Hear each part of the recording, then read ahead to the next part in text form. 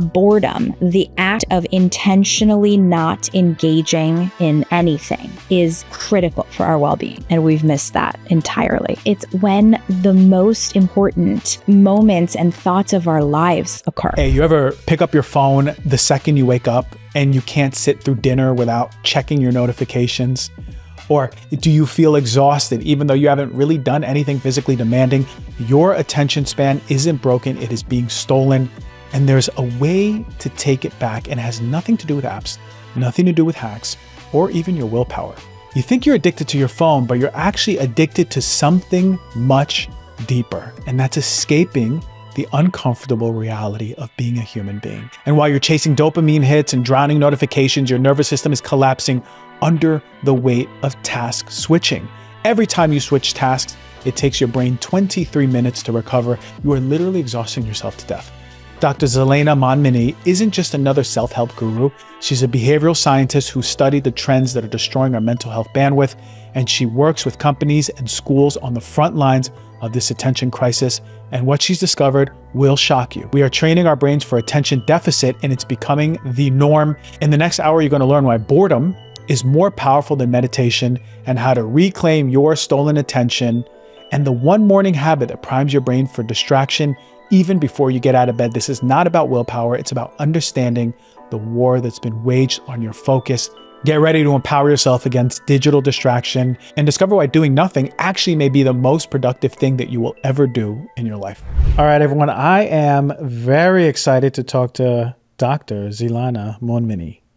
Good? Perfect. Okay, perfect. And I love the work that you do. Thank because this little thing right here next to me sucks all of my attention, the cell phone in my hand. Sure does. And you speak so much about the importance of how focus, especially now in today's age, can totally shift our health, mental and even physical. Everything. Everything. Okay. So we're going to go into that. But first, I got some rapid fire questions for you. Are you ready for the rapid fire question? Okay. Everyone. And I feel like everyone at this point is overwhelmed, or at least their capacity is down. Totally. And they have a lack of focus. And it feels like they have a lack of willpower. Is our mental bandwidth breaking down? Yes. Okay. I like that. That's rapid fire. Rapid fire. Okay. You wanted a rapid fire. Sorry. It's definitive. Okay. TikTok. They are obsessed with brain hacks. Mm-hmm. I feel like that's a thing now. Mm-hmm. Young kids want to know, like, how can I do the quick fix for my brain? Mm-hmm. Do these strategies help if we're not looking at what is distracting us? No, they do not. Okay. Burnout. People are burned out. Yes. I hit burnout last year. It sucked. This exhaustion, people are wearing it as a badge of honor, right? Like I'm on the hustle culture, you know? Is that hustle culture disguised as something else to you? Totally. It's escapism. Escapism. From the hard stuff. Okay. All right. Self-care. Yeah. Everybody's like, oh, you need more time for yourself and doing all these things. If we don't know how to protect our attention, are we missing the point no matter how many baths or spa days we take? Completely. Completely. You're nailing it. I love these. Okay. And then here's my last one. Some people say screen time is destroying the cognition, right? They're saying screen time. Is this valid? Is this valid to say that our phones are the number one threat to our attention? It's a layered answer, but I will say if it's a rapid fire, yes, and there are other things at play. Thank you for this quick fire, rapid fire. You were in the heat kitchen, and you stepped out with doves behind you and an explosion, and you're on fire. Clarity. Okay. You are a behavioral scientist. Yes. Positive psychology, which I had to really look more into and it's amazing stuff. How did your journey lead you into being so passionate about focus, attention, that awareness? How did it lead you here? Everyone I know is struggling with burnout, anxiety, loneliness. We're more connected than ever, yet we're more apart. As a behavioral scientist, the bulk of the work I do is study trends. I study cultural norms. I study behavior. I study how, your reactivity or not is a product of your life and how we can shape things, how we can give tools and how we can, train ourselves to live better lives and to thrive. And so the common denominator for all my clients and all the companies I work with and the schools and everything I do is that every single one of us is overwhelmed. And that has become the norm. That's become normalized. It's accepted. It's just like part of life. Yeah. But it isn't. And it's unhealthy. And it's deeply, it's a deep, deep issue. And I started to, really look at sort of what is really at play here. Because it can't just be our jobs. It can't just be our relationships. It can't be like what's really happening. And we know our devices and our digital world is distracting. But what's really deeper than that? And I landed on the idea that our attention is constantly hijacked and we are using distraction to escape what it means to truly be human because it's a bit uncomfortable to be human, right? And we need to have those hard conversations and those negative feelings, but we don't want to. So it's so much easier to just fill our time with things, not just our phones, like obviously grab our phones, easy pacifier, but we also fill our days with things that we probably shouldn't be doing because we just don't want to deal with ourselves and listen to our own thoughts and, sit next to someone with the discomfort of whatever we haven't talked about. And so we're just in a time culturally where our attention is just hijacked in so many ways. We're constantly task switching. And I think that is at the core of our exhaustion and burnout because our nervous system, our brain cannot function optimally in this state. What I'm hearing is that there's a deeper root to that which we think is just phone addiction or TV addiction or work addiction. There's something deeper. And from your behavioral science perspective, you're saying, hey, we have a human experience and it's not all rainbows and butterflies. And sometimes we don't want to feel that, which I want to go into in a little bit deeper. You are all about the science, not about the trends, even though we went into the trends a little bit on the opening. How do you help teach people how to regain their focus in this world that is kind of built to fragment it anyway, right? Yeah. We have so much, boom, I turn on the TV, there's a million different shows on a million different platforms. Oh, I don't want to watch that, my phone is here. They're really good at hijacking our brain. It's insane. Yeah, they own it. They own it. They own it. They own us. Yeah, and it's that purposeful. 100%. Okay, they hire people like me to help. And I'm not here. I don't want to vilify these organizations. Like, even Apple, like they understand that there needs to be focus mode now. They get it. They know what's up. They know that this is problematic. I don't want to vilify organizations, but I do want to say that there are enough smart people and scientists there to know what is going to expand their industry. And that's owning our attention by this short form content because it's a quick dopamine hit. It feels really good. It's surface. And so we don't have to work for it. And so what we've trained our brain to become comfortable with is avoiding discomfort, avoiding work, and just getting these like surface level hits of pleasure, but it's not really sustained. And all of a sudden we're frazzled, we're exhausted, and we don't even know who we're sitting next to anymore with regard to our partners or friends. You know what I mean? So I think that it's every single one of us feels this. And I think that, and you're asking me like, tips, tools, all these hacks. Yeah. You know how many people come up to me? I mean, I do big talks for companies and organizations. I also work with schools and graduate schools. And I was at a graduate school at UCLA the other day, and a couple of the grad students came up to me like, okay, we have all these hacks. I know what to do for my health and wellness, and I'm doing stuff, but like, I don't even know where to start. I'm so exhausted by even trying. Yeah. I don't know what to do. They were completely frozen by all the hacks and the trends and all this. And I am here to tell you that none of that stuff actually really matters. And that's going to make some people really unhappy because that's what they're selling. But the reality is that, this stuff is complicated, but it's actually quite simple. And that's why I wrote this book, not to be about productivity. It's not about how much we get done. It's about regaining our power. It's almost like a revolution. It's a revolt against all of these other entities and things that are totally prying at us to take back control over this fundamental skill set of focus. And once we're able to do that, once we're able to attune, and I'm not saying you got to focus all day. That's not possible either for our brain. These short form snippets of focus will do wonders for your life, for your work, for your relationships, and for all the things. So, yeah. So what I'm hearing from you is that it's not about the next hack, the next tip, the next trick.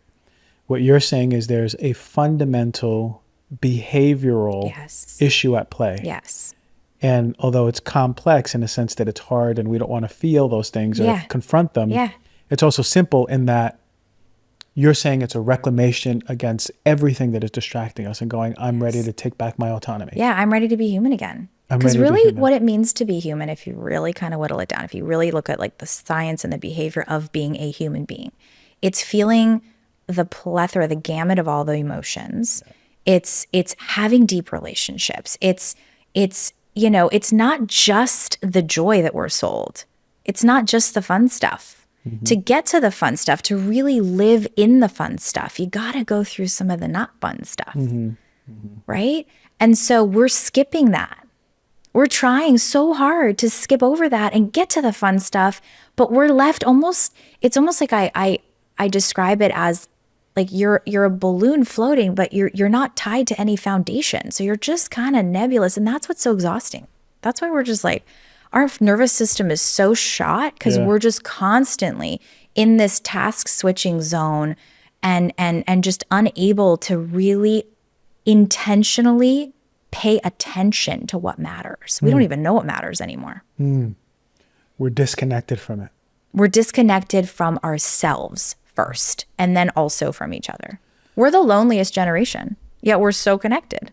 So fundamentally, when people are saying, I'm addicted to my phone, I'm addicted to all of the shows that are just easy indulgences, what you hear is that you don't want to confront deeper parts of you. You're addicted to escaping. You're addicted. So all of these digital addictions are really addiction to escapism. Yeah. You don't want to feel.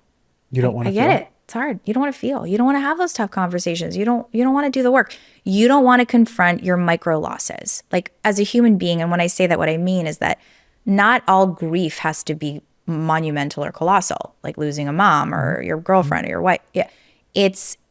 We as a human being, we deal with grief all day, every day. Micro losses, like the expectation we had of, my husband to do this and he didn't, and so I'm grieving that moment. And my kid showing up to all these little things that we go through throughout the day. We push them away. We don't want to because most of them are kind of we think are relevant, not really important. And then what we're left with is so many things that we don't want to feel. And this is a really easy way out. And it feels really good. They know how to hijack our dopamine. Like it's good. Like every time. And that also has to do with everything we say yes to.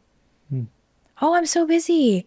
We wear it as a badge of honor. I'm so busy. I'm on so many committees and so many boards. And I'm doing PTA and I work and I'm so exhausted. But what is that busyness all about really? Like if you kind of peel the layers, what are you really avoiding? It's not fun to talk about, but we have to. Yeah, because there's something really important that wants to be seen, come up. We have mental bandwidth, and that's super important. And you speak about the importance of mental bandwidth when it comes to just how we show up with productivity in life. Yeah. We know that our bandwidth is getting smaller and smaller and smaller. Yes. And you say that behaviorally there's something fundamental at play. Yeah. Is the only way to expand our bandwidth to actually confront those things inside? I think if you really want sustainable, significant change, yes. But I also think that it's not always realistic to confront things because you also have to function and survive and live. And so within the day, there's so many ways that we can take back control of our attention that can still really regulate our nervous system without necessarily having to do all the deep work up like all the time, right? Yeah. And so, and I think one of the biggest pieces that we miss is that our attention is very, very fragile and it is costly. Every time we task switch and we go in between these like activities and you pick up your phone and then you look at another screen and you're buying groceries and emails at the same, it's like every time we switch, it takes our brain about 20 to 25 minutes, not seconds, minutes to reframe and to actually get back to where we were or whatever it is we're doing. So all of this constant back and forth is costing so much time, efficiency, even productivity, dare I say, and our relationships, everything, right? Are people, do you think people then are falsely being diagnosed with ADHD because they're just not being able to stay focused in their task switching and thinking that it's maybe something with their brain chemistry and wiring, where in reality, we're just used to escapism and being really good at it? Let me ask you something that's probably more important than you realize. How are you sleeping? What's your quality sleep like? You know, I've been talking about this for a long time. You can't be right physically, mentally, emotionally, all the things that I talk about if you're not sleeping. We know that. I know you know that, right? Not sleeping, how do you wake up the next morning? How are you moving through the day? How's your mood? How's your energy? How's your mental health? And I'm not just talking about like getting through the night. I mean deep restorative sleep where you're actually waking up recharged, like you feel good, like you can swerve through and swipe through anything that the day serves you. You gotta have a good mattress. You gotta have a good mattress, and not all mattresses are created equal. I promise you that. I've had my Birch mattress for quite a while, really long time. I say 4.5 years. Yeah, 4.5 years pretty much. And I can honestly say it has completely transformed not just how I sleep, but how I feel. Right? What really drew me in the first place was that I knew that the Birch mattress was responsibly made, naturally sourced. I'm avoiding all of the harmful off-gassing chemicals and toxins that are made through the manufacturing process with synthetic mattresses. And most of us have synthetic mattresses. I did in college. I had the Tempur-Pedic. It was so comfortable, but it was off-gassing all of these chemicals that I was breathing in for the life of the mattress. You see, most mattresses on the market today, they're loaded with chemicals, synthetic foams and materials that can actually disrupt your sleep, potentially impacting your long-term health as well. But Birch takes a completely different approach to sleep wellness. They are completely committed to sourcing only the finest materials for you. We're talking about organic fair trade cotton, organic wool, natural latex, straight from nature. They don't have to use chemical flame retardants because the wool itself is a flame retardant. Every Birch is breathable, non-mold forming, mildew forming. And I'm going to tell you something that really impressed me is that they actually own their own manufacturing facility and they have all the control to not cut corners and make sure you're getting something exceptional. And what I love about Birch is they offer a 100-night risk-free trial.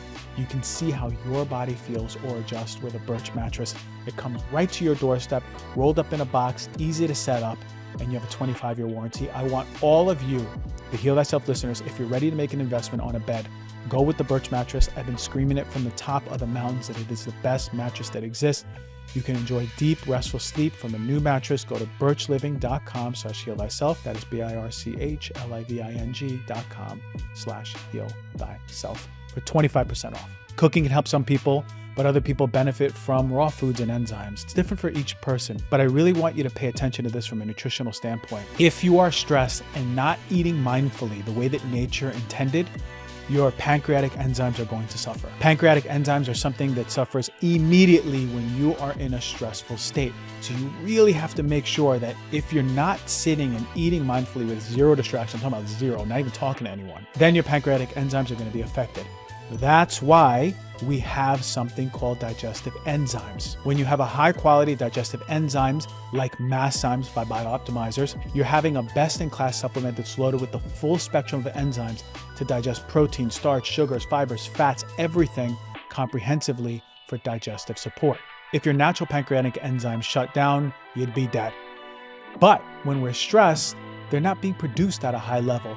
This is when you want to complement them. So if you're stressed, if you're out to eat, if you're on the go, you really should be thinking about supplementing digestive enzymes. They've made a difference in my life. I take them all the time, especially when I have big meals or when I know I'm not eating mindfully. And when you have better digestion from enzymes, you have less bloating, less heartburn, less constipation, less diarrhea, less gut issues overall. And on top of that, you're setting yourself up for better absorption of all of these macronutrients and nutrients getting into the body, giving you more energy so you feel better. So if you want the digestive enzymes I've been using for many years, I bring them out to eat all the time. I have them in my pocket or I put them in a little zippy thing. Go to biooptimizers.com/DRG and enter the code DRG to get 15% off of your order. And if you subscribe, you'll get amazing discounts and free gifts while ensuring that your monthly supply is guaranteed. Go to bioptimizers.com/DRG and the code is DRG.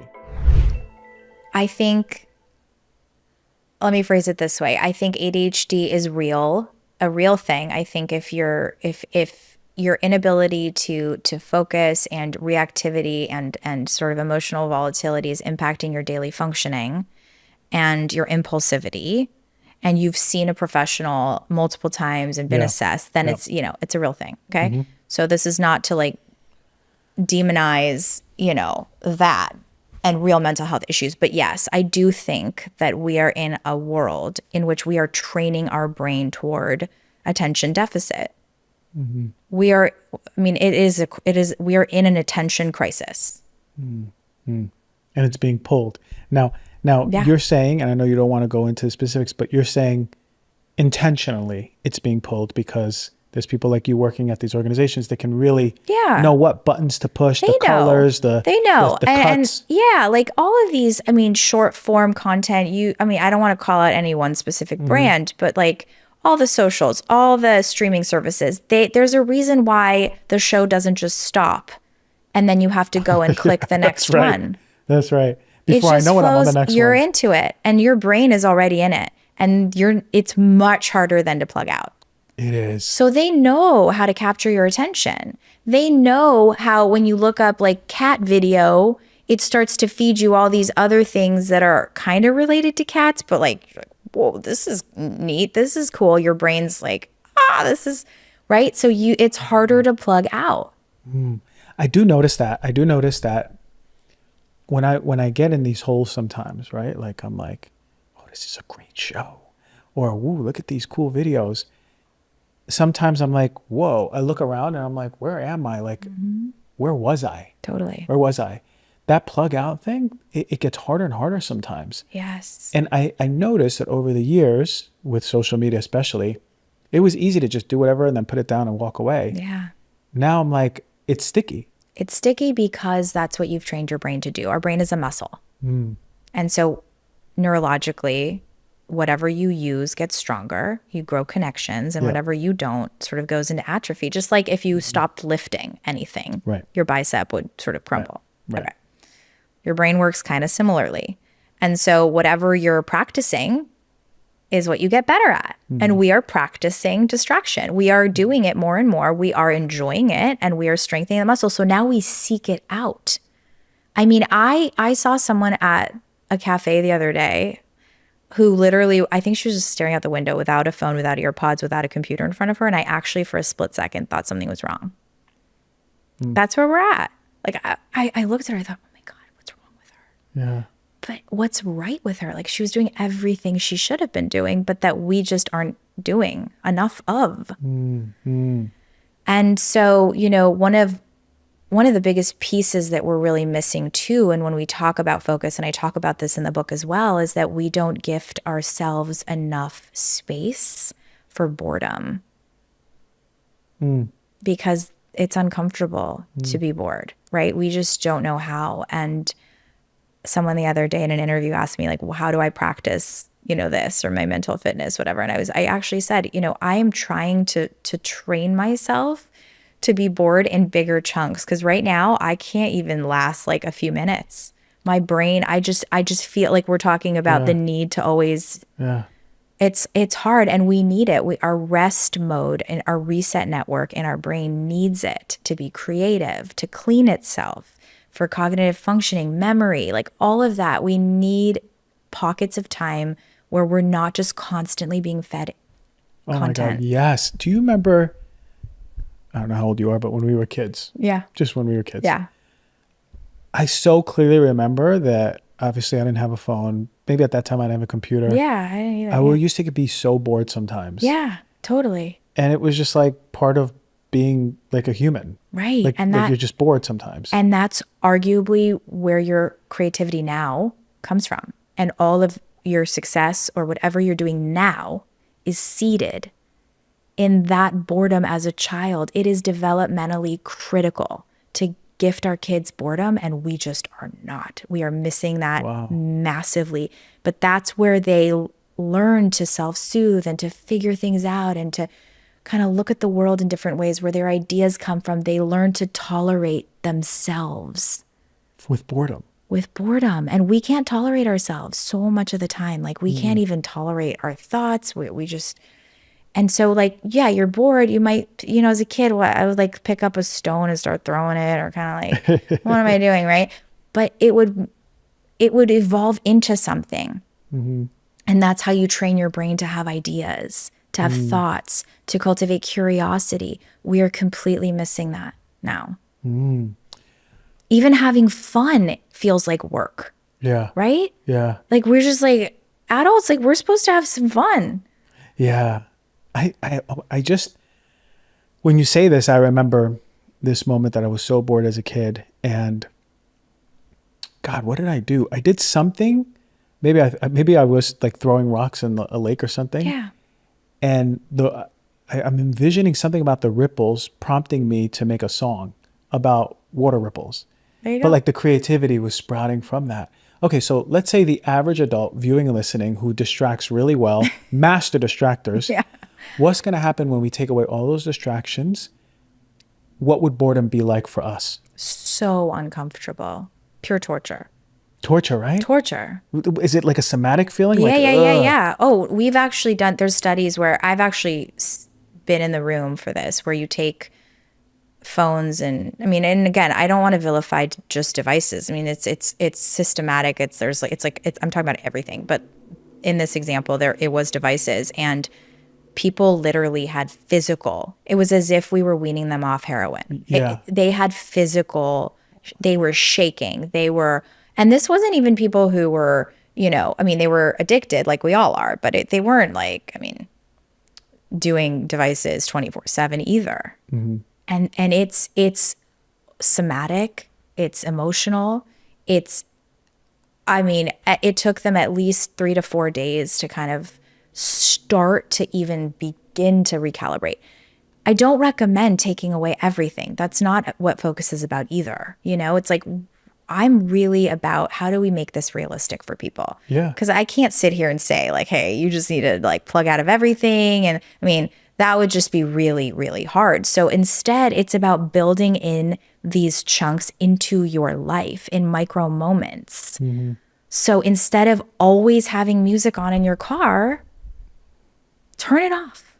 Mm-hmm. See what that feels like to just not be on a call, not be listening to a podcast, not be listening to music. Love podcasts, by the way. But like, you know what I mean? Yeah, for sure. Like, what does that feel like? That's really hard for a lot of people. Yeah. Like, when's the last time you did that, right? Yeah, like, it's hard. This is so true. You met my girlfriend downstairs when we come upstairs.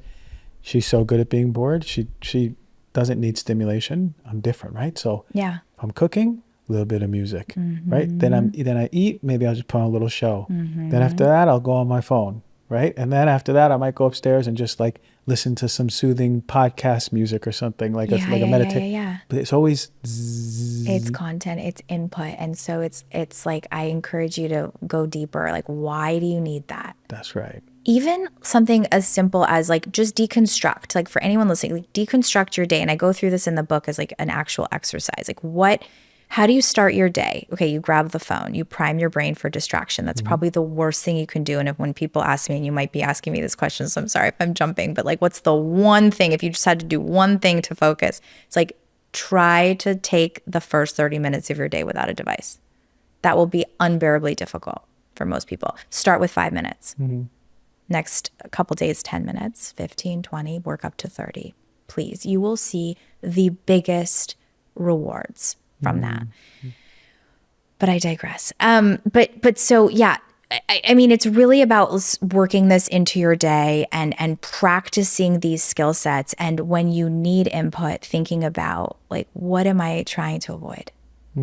Like you probably, it's like being with your own thoughts is uncomfortable, but even something as simple as dinner and watching, you're basically doing two things at the same time. You think it's ambient and background, but it's really, your brain is still working. It's still trying to figure out input. Not only that, but you're physically moving to eat, and your stomach, your gut, everything's receiving input, you're tasting. It's like so many different senses, and it's overload. Yeah. So you're constantly taxing your nervous system. Yeah. Yeah, absolutely. You're Right? telling me. And so it's And like, I'm like, why am I so tired right now? right. It's crazy. And It's you're crazy. zapped. Yeah. You know something I love to do? Once a quarter, I'll go to Joshua Tree Okay. and I'll take 4 days there. Yeah. Nothing. No phone, no anything, no computer, no books. Hardcore. It is like solitary confinement the Yeah. first 2 days. Yeah. It's like a detox. My legs are shaking. My God, to be that bored the first 2 days and just like watching animals for 45 minutes, you know, but then something happens where it's just like, then you kind of start re-meeting yourself.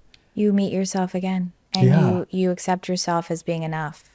And that's really hard. It's hard because by the third day, I'm like crying and Yeah. screaming, Yeah. you know, and It's hard. by the fourth day, I'm like, oh, I feel pretty good actually. Yeah. Yeah. You know? And so I wonder what would happen if you were able to integrate some of that into your daily life instead of like these big quarterly. That's it. That was my next question. Retreats. Even if there's a quarterly retreat coming back, Yeah. great, 2 weeks feeling Yeah. good. But then all of a sudden I go, oh, okay, let me take this off my red light mode Yeah. and let me just, it's like the structure of how we have became as Americans is unfortunately so hard and not conducive to that. It takes literal work. It's work. And that's why I call this very much a movement. Yeah, it's a movement. This is something we all need to start practicing and doing. Like if you and your friends are scrolling during dinner, it's much harder to just be the guy who's like, I don't want to put my phone away. But if you all did it, it's different, right? And it's like, and I'm so grateful for Jonathan to, you know, the ancient generation, all the things he's talking about in terms of that with kids, which is great. But it's like my kids have always been the only ones to not have phones, the only ones to not use devices, and now it's a little bit more common, which is great. And they feel less alone because really for kids, devices and busyness and all these extracurriculars, it's about belonging. It's like, I want this because I want to fit in versus like, I need the distraction, right? Yeah. Because they're not there yet. They're not like there yet. escaping like all the pain. They're kind of in it and they're fine with it, thankfully, until we make them not fine with it. Yeah. You mentioned this about your kids.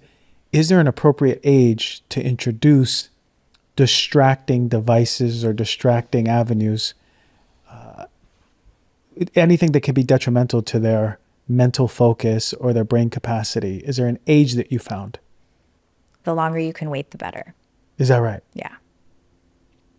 Because the brain is developing. Pretty much the prefrontal cortex is still developing up until 25 years old, 26.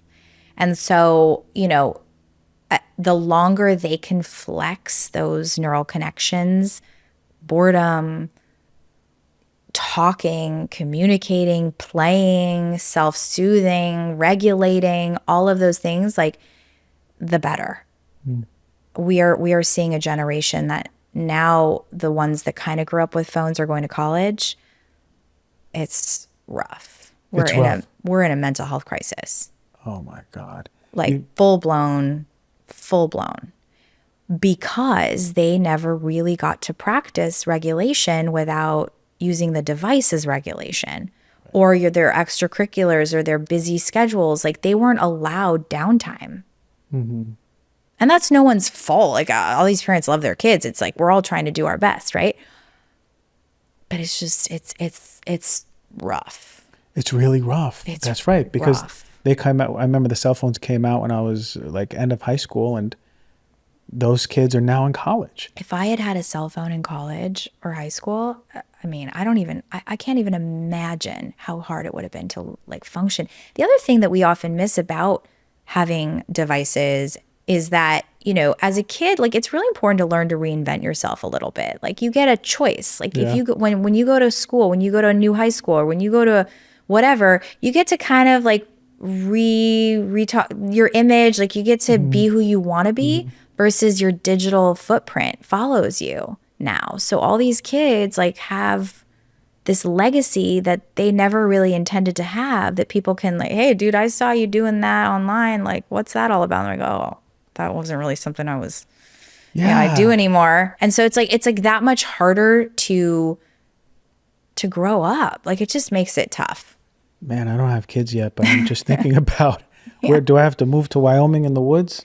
I mean, it's everywhere. It's pervasive. You know, you say it's an American issue, and it kind of is culturally in a way, but it's everywhere. It's just we have trained ourselves for distraction, and we are in a massive attention deficit. Okay. So the cell phones is one thing, the tech is one thing, but you mentioned even behavioral stuff. Yeah. How about our parents' generation? Totally. Were they escaping them with keeping busy, doing jobs? Listen, I know old school men in my family who work and work and work and don't want to face anything and work some more and work in the front yard or work in the backyard. They're like, I'm good. Is this the same vibe? Same vibe, but different, very different in that, you know, they were still showing, like, they escaped through work, yes.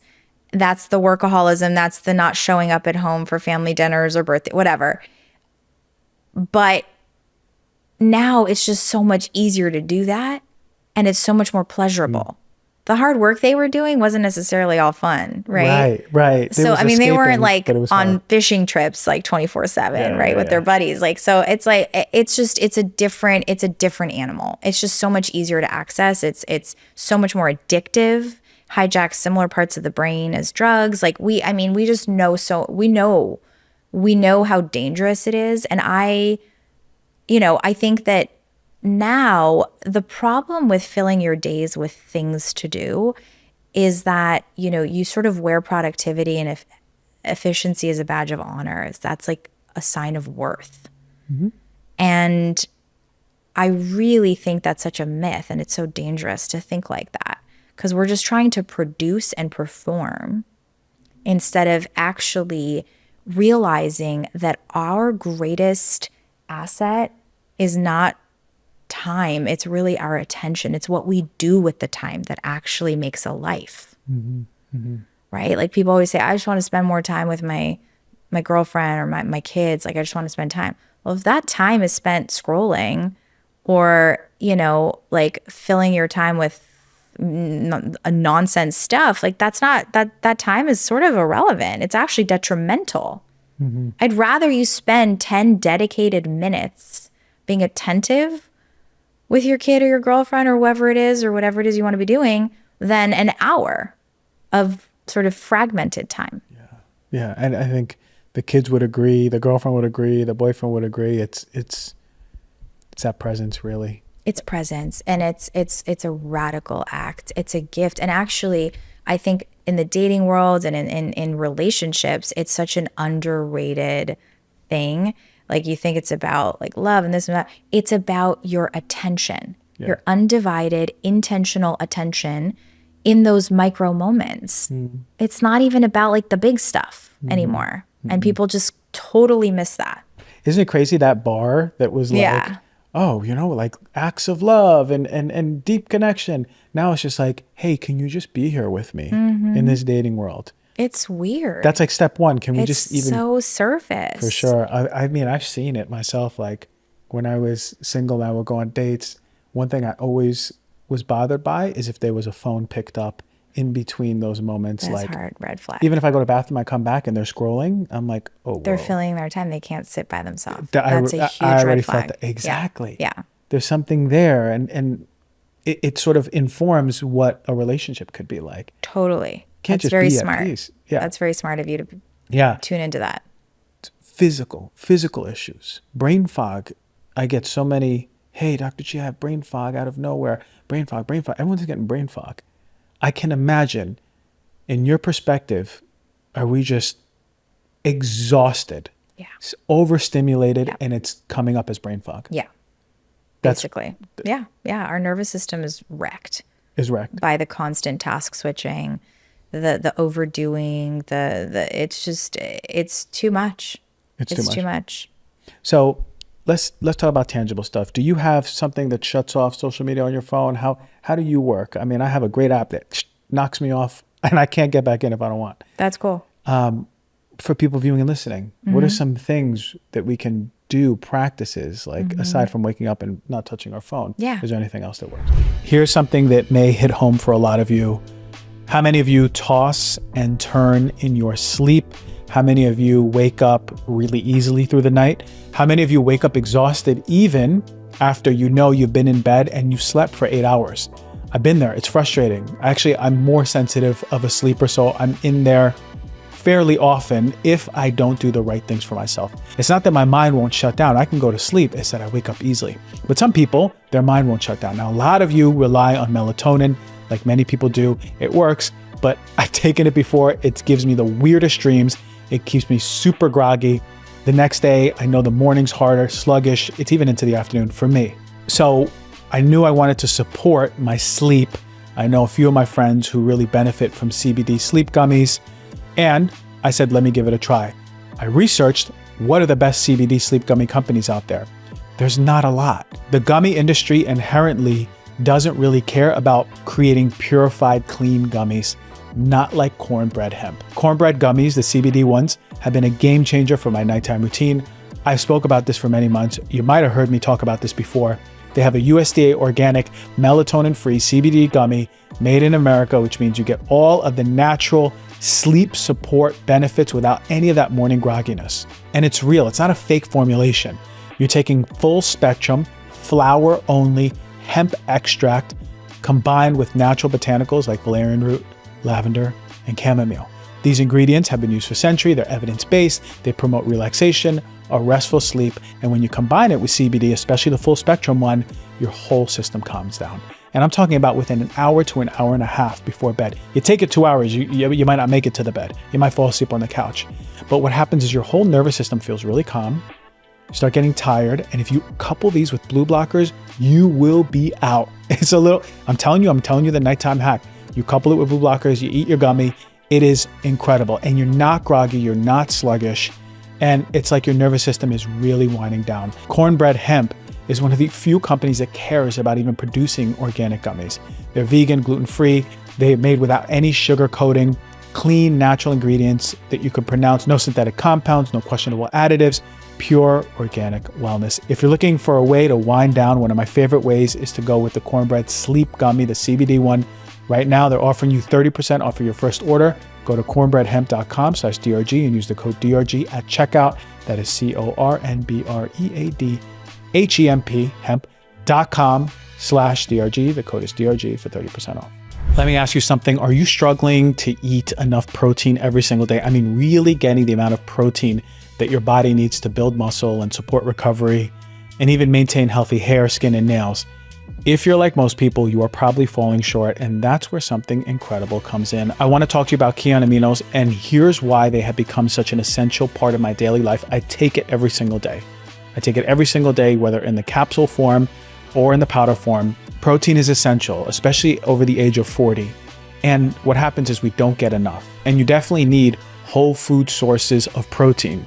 But it's what's inside the protein that actually builds muscle and supports these overall vital functions, and those are called essential amino acids. What most people don't realize is that Kion aminos ensures you're getting all of the essential amino acids from protein that your body absolutely needs. It contains more essential amino acids than most protein sources out there, and you're absorbing more essential amino acids to build better muscle and overall health. But what makes Kion completely different from everything else on the market is that it contains all the 9 essential amino acids, not just the 3 you get in branched chain amino acids, and not just the 8 you get from other brands, but it has the right proportions at the right dosage. And something I really value by this company is that they're transparent. They give you the exact amounts of essential amino acids that they label. There are no proprietary blends, no hiding behind fancy marketing terms. You are actually absorbing what you get. I've been taking the Kion amino acids for 3 years now. I've noticed better muscle building, better muscle recovery, stronger workouts, more sustained energy. I give it to my dad, my brother's on them. I'm giving it to everyone who's over 40 at this point. It's like really giving your muscles and organs the premium feel that they've been craving, especially if you have a workout regimen. So right now you can save 20% on Kion Aminos by using my link. Go to getkion.com/DRG. That is GETKION.com/DRG.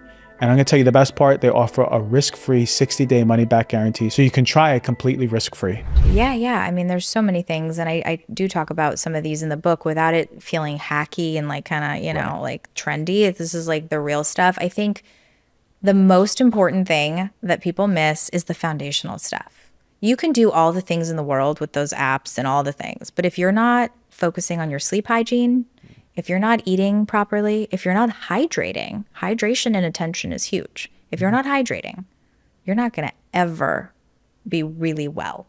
Yeah. Like you're always going to be trying to figure it out. Yeah. So that's like the foundational stuff. And that's why I do talk about that in the book as well as like the first chunk, because you got to master that. There's just no way around it if you want to be mentally and emotionally well and physically, right? I think the bigger pieces is you need to integrate boredom into your day intentionally, like literally schedule it in. Like boredom chunks. Like straight up boredom. Okay. And I would start with like even 60 seconds because it is going to be hard. And I'd rather you be successful at it than set yourself up to fail. So like a minute to 5 to 3, you know what I mean? Like whatever you can do to just challenge yourself to be bored, because that is when your brain resets. Wow. In the middle of the day, we can just do it and we'll come back full force. Come full force. The problem is that people think like, okay, I'm gonna calendar in focus time and I'm gonna do some work and then I'm gonna take a break. Yeah. What does that break normally entail? Scrolling. Or listening to something or doing something. Yeah. You're not resting. You're not resetting. So look out the window, like just like zone out. It's going to be weird. So try that, practice that. And then I definitely, multitasking is not your friend. I know y'all think you're really good at it and that's how we function. And we think we've mastered it. And it's, like I said, it's costing you about 23 minutes every time you task switch. Every single time. That's still crazy for me to hear. It's crazy. I've done things on the computer and then put it down and do something else and then come back. It just takes a while. 23 minutes. Yeah, approximately. Wow. Depending on the task. It just doesn't work. Our brain doesn't function that way. You're losing so much time and you are exhausting your brain by multitasking. So just stop. Just one tab, one task at one time. That's it. It's simple, but not. So that is, I would say, like the core stuff. And then time chunk, fine. That's fine, time chunk, but make sure you are being realistic about your chunking. So if you're someone who really gets easily distracted, start small. Like I talk about the 25 minutes and then the 5 minutes off. Start with like maybe 10 minutes, but like really just be in whatever you're doing. If you have apps that shut stuff off, great. Turn off all notifications. Notifications should never be a thing. I don't know how people still don't know that. Like they know it, but they don't do it because they sort of are tied to that instantaneous thing. So just shut it all off. You get to choose when you check messages, when you check emails. Like get back in control of your life. We need to stop letting the notifications and the pings hijack us. So that's big. And so that's, I do for sure, no notifications. And I think those are like the big ones. Yeah. You know? I mean, those are all acts of rebellion. Totally. This is what this is. This is what this book is. This totally is like acts a of movement. rebellion. It is. We are rebelling. We are saying like, I'm taking done. my life back. Yeah, I'm done. So for the boredom piece, to get very clear, and I want people to not confuse, boredom doesn't mean putting everything down, electronics, and then going to the gym. Correct. Or even going on a jog. No. Boredom, which is, by the way, really good. Do that too. Like go for a walk outside. Nature is incredibly restorative. That's an excellent break. Yeah. Boredom is not a break. Boredom is also somewhat work. It'll feel like work for you. So it's almost like, I would say boredom, people might fault me for saying this, but I'm going to say it anyway. Boredom is more important than meditation. Boredom is more important than meditation. I love that. Okay. Like, I'm just saying it. Meditation's great too. Again, like if you do meditate, great. Not all of us want to or can, and that's fine too. Boredom, I mean, some people might argue that meditation is a form of boredom, but or it might be a means toward meditation. But boredom, the act of intentionally not engaging in anything, is critical for our well-being. And we've missed that entirely. And it's critical because we get to face that which comes up in those moments. Totally. And we also exercise creativity. We also, it's when the most important moments and thoughts of our lives occur. It's when we're bored. It's like we're not letting that happen anymore. We're not giving that any space. And it's when our brains, from a scientific perspective, because I know you love the science stuff, like it's actually cleaning itself. It's resetting. It's in this reset mode network, which you may or may not have heard of. And that's when we can clean our memory stores. We can do it's so important. And that, I think, honestly, is at the core of so much of our exhaustion. I agree. And it resonates with me because I don't want to be bored, right? Like, because when I'm for sure, when I'm bored, it's this calming down. It's like I know my stories and just doing and more doing in production for value production. Yeah. So the opposite is, well, no value and no production. Yeah, and like, what is my worth now that I'm not producing? I'm in your boat. Like, what am I still like of value? Exactly. Yeah, especially when I'm not, like, there's no output. I'm so happy that someone is here talking about boredom, right? Because you're putting a word to, I really think, the thing that we run away from with everything that we're distracting. Yeah. Because people will say, you're running away from yourself. But it's the moment of boredom where you create the space for all of that, the creativity all of that to come up. And you're coming home to yourself. And that's what this book is about. And that's what, when you start practicing boredom, you prime yourself for focus. It's so much easier to focus. You'll feel less prone to distraction. You won't want to pick up the phone. It's a very uneasy but cool feeling. Like, it's wild what happens when you start to practice this. Now, I want to be clear though, boredom and practicing boredom doesn't mean you get to peace out from all your responsibilities and just be like, hey, I'm being bored. It's like, I gotta do this, dude. Yeah. Like, no. Yeah. Right? So it doesn't mean you're lazy. It doesn't mean you're like not, staying up to task and being responsible for the things you have to do. It just means you're strategically integrating nervous system resets and brain resets in order to be the best version of yourself.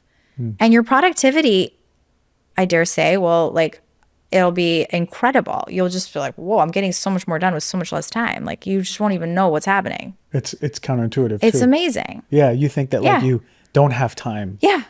So is there, in the science, is there a time that you should have for like an optimal amount of boredom to be restorative for your productivity or to be restorative for your brain? Or is it just leaning in? I think you just have to start. You just have to lean in. Because, I hesitate to give timelines because it's like, you'll think that now this is like a goal to what. It's like, you got to do what works for you. Like, some of us just cannot be bored even for 20 seconds. That's true. I mean, truly cannot. I mean, look at your time, your phone. If you guys have iPhones, like how many times you pick up a phone a day? Like hundreds and thousands. Thousands for people. Okay, you do that to interrupt those moments of boredom, right? So it's wild. So boredom for people viewing and listening is really just being, like, you're just sitting down and not doing anything. Boredom could be sitting on your couch for 5 minutes and just like looking around and just being there. Yep. It could be, it's not like putting a load of laundry in. Right. It's not driving. So you're literally not doing anything. You're not doing anything. You're receiving no input and you're no output. No input and no output. Okay. That's a great way to say it. That is the key. No input, no output. Okay. You are just like you are just with yourself. Wow. Great. And there's no one around you too. And I know, like, people are like, that's not sustainable. Like, I can't do this. I have like 10 kids, whatever. I have 3 kids. I get it. 3 young kids. I have a career I love. Like, life is busy. I get that. but we can integrate the micro boredom in our days. And those little tiny moments of boredom are very effective. It doesn't have to be hours of boredom. By the way, if you're bored for hours, like, yeah, great, but then there's something else there that you're avoiding. Yeah. So there's a sweet spot, I guess. When we sit in boredom consistently, does that help our resiliency overall when we come back? Yeah. Like, let's say we're burned out from all the constant attention from work, and we have to open this. Totally. Yes. We have more resiliency. Yes, because what is resilience all about? It's about increasing our ability to tolerate discomfort. Yeah. That's what resilience really is, right? So our ability to manage discomfort and to sit with that directly is influenced by our nervous system and how regulated we feel. And we do that by moments of boredom. We reset. So we're better able to deal with challenge. Yeah. Yeah. Yeah. You know, I'm always intrigued, and I don't know if I would do it. The darkness retreats, you know those? Oh, yeah. That's like 5 days of pitch black boredom. Yeah, but see, that's also like, that's It's too much. It's crazy. It's good, I guess, but it's like gimmicky. Like all this stuff, like, okay, great, do your stuff. You're not about the trends. I'm a big fan of retreats, by the way, like all about it. I'm a speaker at retreats, like I'm a researcher, like I love it, but also this is about daily functionality. Yeah. Integration. Yeah. Integration. Like nothing matters if you have to do it like once a year for like intensely. You know what I mean? Like, okay, yeah, it's great, but it's not sustainable. You're not going to sustain change by a yearly retreat. So good sleep, good food, good water. Balanced food, like Balanced different food. colors. Yeah, Yeah, it doesn't balanced always for all have the colors. Exercise, boredom. Am I missing anything? What about relationships? Huge. Connectivity is big. Attention, we are regulated by deep relationships that we are not having right now. You know, we have a lot of people around us. We have like connections. We have followers. What does that mean? You know, we're really, really lonely. And so I think a big piece of mental health and wellness is going back to the depth in relationships and having those uncomfortable conversations if you needed. Showing up more honestly and openly is a place to start. If you have something to say to a friend or girlfriend or a boyfriend or partner or whatever, husband, try to say it to their face. True. It's going to come out really different than by text or DM. Absolutely. Like stop hiding behind your screen if you have something hard to say. Yeah. Yeah. And boredom will show you what needs to be said. Yeah. Totally. And no matter, and don't be worried if like the delivery is right or wrong, or like, are you saying it well? Like you just being there is going to be so meaningful to whoever you're in your space with. So much more so than by text or DM or like WhatsApp or Slack or whatever it is you use. You know what I mean? Yeah. I keep thinking about kids, you know, they're on this attention loop and validation and keeping up and creating their identity. How do we, I know you keep them away from the digitals as long as possible. Is there anything else that we can cultivate with the kids behaviorally outside that would really reinforce their ability to be set up with a healthy nervous system as they get older? Celebrate their boredom. Celebrate. Teach them that it's okay. Teach them that those white spaces are sacred, that they're cherished. Like my son is really diligent and responsible, and he's 13. He comes home from school. He wants to do his homework right away. Nope. Put your stuff down. Give yourself some space, is what I say. You know, go take a shower, wash off the day, like do something in between so you're not constantly working, right? And it's really understanding that piece. I think the other thing is to, and they're busy. Like my kids are so busy too. Like I get it. They want to do things. They're curious. So I allow that, right? But when they do come to me and they're like, I'm bored, instead of saying, oh, okay, you know, here's your iPad. What? I'm like, oh, cool. That's fun. They're like, no, it's not fun. I'm like, yeah, but I know that you're a creative person. I'm sure you'll figure it out. That's right. Just leave it. Leave it. All of a sudden, like 20 minutes later, I look in the room and she's tinkering with some like Legos, and all of a sudden she created this like insane tower. If I had filled that space, she would have never done that. And she's like, Mom, architecture is really cool. That's so cool. She would have never figured that out if I didn't give her that That's so space, cool. right? Yeah. And if also it has so much to do with our reflexes as parents to fix it. So I could have, and it's hard, but like you have to hold back the need to kind of be like, oh, but you can go do this, or you could do that, or here, you can do, let me do something with you, right? Okay, yeah, cool, you're bored. They'll figure it out. It's like you build it into life as like a normalcy. But the biggest piece about parenting, and I can go on and on because there's so much to say about parenting and focus and attention and health, but the number one thing is what you do is what they're going to do and they're going to see. And that's what's going to imprint the most, so much more than anything you say.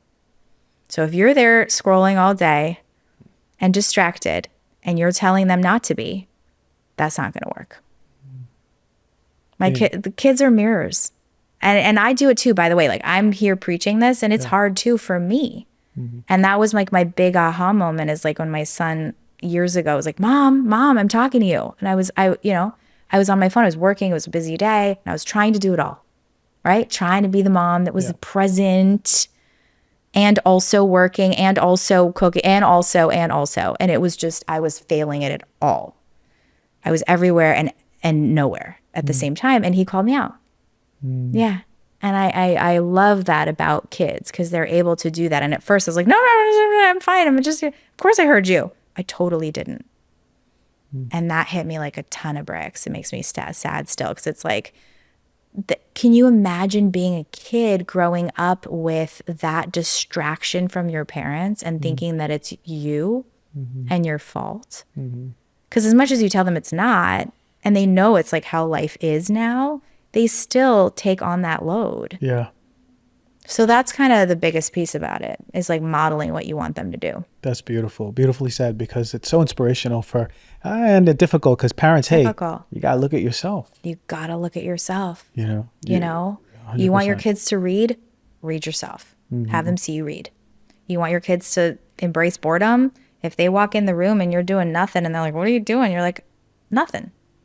They'll be like, oh, that's something to do. That's okay. It's nothing. That's okay. Like, and you can talk about it depending on the age of your kid. Like, I've realized I'm really bad at being bored and I want to be more creative. I'm about to write a book in 2 years. Whatever it is. Like, I need ideas. So I'm sitting here doing nothing. And I'm like, what?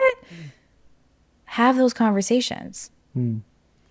And if you do need to be on your phone, which obviously we all do, right? I get it. It's like my life is on my phone. My keys to my car on my phone. I can open my house with my phone, my lights, my everything. Reflect it back to whoever you're with. That has helped so much even in my partnership because my husband used to call my phone like my boyfriend. Like, who are you talking? Like, it's like, I was like, oh, I'm doing that. Like, reflect what it is you're doing so that they realize it's not because you don't want to be with them. Right? But it's because like, hey, I have this really urgent email. I'll get back. I'll be here in 2 seconds. Just let me like finish this email. And then I'm going to put the phone down and I'm going to give you my undivided attention. I do that with my partner. We had a conversation about that early on. Yeah. The importance of, because I'm on this thing a lot, the importance of saying, I got to answer this email. It's very important. X, Y, and Z. Once it's done, I'm here. I'm back. Because work has bled into life. Yeah. For so many of us. Especially if you're an entrepreneur. Yeah. Like my husband and I are like, we just, everything blends, but it's so critical to compartmentalize. Have to. You have to. Did you see 9 to 5? You clock out. There's you're no done. 9 to 5. There's like no such thing anymore. You know? Because there's always something to do. No, and everybody's emergency is also apparently your urgency, and our brain is tricked into thinking that everything needs a response. Oh, Lord. And it really doesn't. Like the people that need to get a hold of you will. Sometimes do you wish that all of our cell phone towers just went down for like 21 days and people were like, right? Wow, what is life? I'm so happy again. Well, that's kind of what COVID, not the digital part, but COVID, like the whole lockdown, even though it was like crazy, it just sort of taught us like, wait, whoa, what happens when we just like slow down and don't do stuff and can't really see each other and we can't go out? So like we're faced with ourselves. It's like, whoa. And imagine if all of the telephone wires and electronics went down. That'd be amazing. We'd have a bunch total reset. We'd have a bunch of creatives, new ways of doing things. I know. A whole collective consciousness shift. I bet you, given that that's not like a viable option, if you take a moment, even moments to confront some of the hard stuff, like you'll want to use it a bit less. Yeah, 100%. Like it'll be less kind of enticing to be distracted. I'm still on the part where you've put words to the importance of boredom. Like we don't speak about boredom as anything other than a bad thing. No, it's intrinsically related to focus. It's just a really good tool. It's a tool. It's another skill. Listen, viewers and listeners, if you want to be more productive, you got to be more bored. That's what I'm hearing. And I love that meditation piece. I can't wait to put that on Instagram. Okay, so what is mental health, mental fitness? What does that mean to you in the context of all of your work now, behaviorally? Being really clear about your priorities and being really intentional about your attention and what you put your attention toward. Not giving it away. And for the people suffering with phone addiction, easy Netflix show addictions, all of those things, running away, distractions, overworking, what's one thing that you could say that could just bring some hope to them?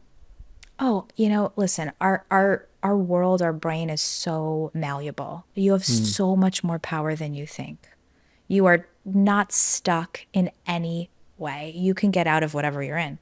Whatever feelings you're having right now are all transient. Feelings come and go, right? And you have so much capacity to change your outcomes by the way in which you think about your world and the habits that you have. So if you look at your day and your life right now, and you have habits that are not serving you, there's so many ways you can sort of retool them. Like little things, like if you grab your phone first thing in the morning and you can't imagine doing anything otherwise, instead of your phone by your bedside, put an alarm clock and like a glass of water instead, because you're going to want to reach for something. So you're going to have to hold on to something physically. So reach for that water. It's going to feel weird. Do it for 60 seconds if you can't tolerate more, but start somewhere. Start somewhere and do the work, because you're worth it. Yeah. Do the work. It's going to feel a little bit like work, but it's you'll reap the benefits later. Hey man, you mentioned this mystery book 100 times already. What's the name of the book?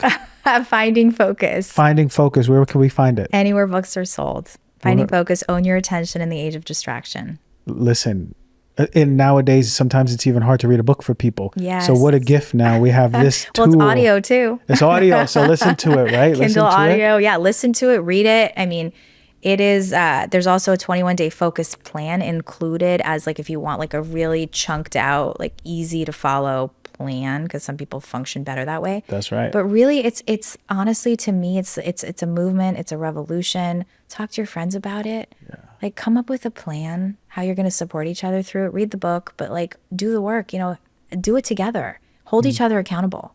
Like that's where the change happens systematically on a cultural level. I'm so inspired by you. Where do we find you? dr.zelana.com. Actually, no, dr.zelana is my Instagram handle. And that's like my whole community. I have free resources. It's a beautiful community. And then my website is drzelana.com. Beautiful. Any webinars, courses, anything coming up? Yeah, all coming. Awesome. All coming. And I have a lot of resources right now that people can access to.